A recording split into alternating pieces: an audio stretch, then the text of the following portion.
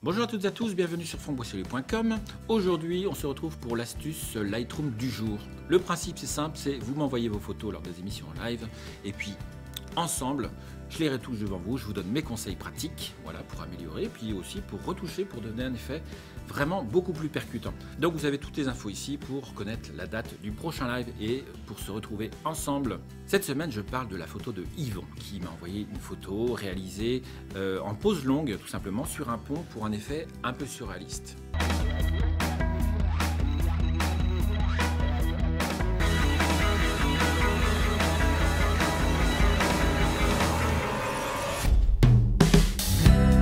Yvon m'a envoyé sa photo réalisée en pose longue et ensemble on a débattu justement pour savoir quels étaient les meilleurs réglages, notamment pour son ouverture de diaphragme ou quelle vitesse d'obturation utiliser. Donc on verra comment avec Lightroom on peut vraiment accentuer ce côté surréaliste en jouant vraiment sur le panneau de couleurs et balance des blancs.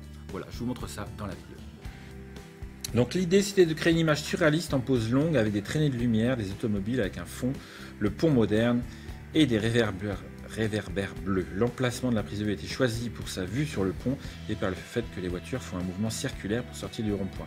C'est ce qui produit des traînées non linéaires. Les traînées rouges en hauteur sont celles des feux de toit d'un taxi. Traitement de la lumière sur Lightroom, redressement de la photo, effacement de la prime avec le pinceau et correction du voile sur Lightroom CC. D'accord. Et donc moi ce que j'ai fait, j'y suis carrément allé franco. Quitte à créer du surréalisme, autant y aller avec en accentuant les teintes dominantes, je dirais, puis en enlevant une espèce de couleur qui avait un petit peu de, comme tu disais, de brume, là, de brume un peu orangée du coup, sur celle, alors je vais vous montrer celle-là. Voilà, c'est un petit peu orangé. Et puis j'ai recadré pour enlever aussi le premier plan, parce que du coup, puisqu'on est dans le surréalisme, hein, donc là c'était un petit peu pour aller dans ton sens, et ben autant enlever le premier plan qui vient nous accrocher un petit peu le regard. Alors au niveau du flou, Jean-Charles, il y a effectivement sûrement une très petite ouverture f22 qui fait que on va avoir pas mal de diffraction du coup. Alors est-ce que ça fait... Donc en objectif, tu étais sur le 55-300. Et donc tu as pris ça f22, ouais, avec ISO 100. Tu as 80, tu es 12 secondes sur pied. Donc effectivement, peut-être ouvrir un peu plus. Donc flou, c'est pas le mot, mais là il y a du dédoublement. Surtout sur les poteaux, je crois, ici on a un petit peu de dédoublement sur les... Donc là c'est vraiment du point de vue technique, mais voilà, je suis allé carrément en allant sur le rouge et le noir, en plus qui sont comme des couleurs, des rouges et noirs, des rouges et bleus qui sont plutôt complémentaires au niveau des couleurs. Alors comment j'ai fait ça?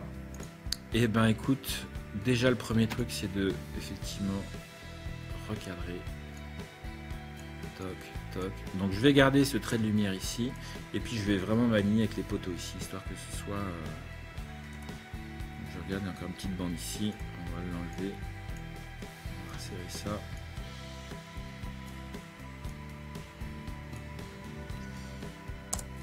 Et après on va, pof, balance des blancs, on va rajouter du contraste, ça permet de d'arranger ça. Je sais plus ce que j'ai fait là, non, ça on laisse. Ouais, je suis sur le... Et puis on va jouer ici sur les teintes, hein, du coup. Les blancs on va les baisser parce que c'est les fers qu'il y a là-bas. Toc, la route on n'a pas besoin d'avoir plus.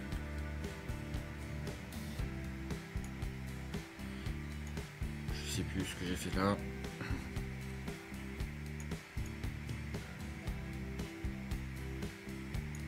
Donc voilà, en gros, on peut accentuer éventuellement le rouge s'il faut. Là j'ai désaturé, je pense, un petit peu les rouges. Qu'est-ce que j'ai fait?